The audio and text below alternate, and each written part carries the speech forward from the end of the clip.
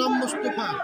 বাড়ি কোন জায়গায়? বাড়ি কালীতলা পুরাদহ বাজার পশ্চিম পুরাদহ বাজারের পশ্চিম পাশে কি গ্রামের নাম কি? শিখ শহর।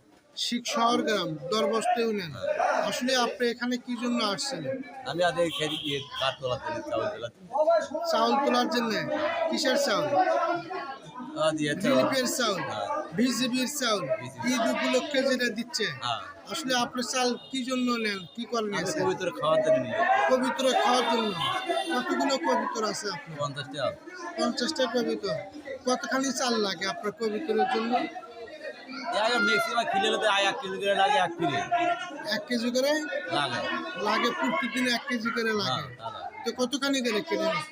1 কেজি করে কিলো লাগে। কিনেন কতখানি করে স্যার? কিনে আদি এটা কিনে দিয়ে পাই, ফির আরেকটা দিয়ে কিনে নিয়েছি, ব্যবস্থা করাই লাগে। কি 1 বস্তা করে কিনেন নাকি? হ্যাঁ। 1 বস্তা করে। এর আগেও কিনছিলেন? এর আগে কিনতে দেবে তো সেজন্য কত করে কিনেন এই চাল?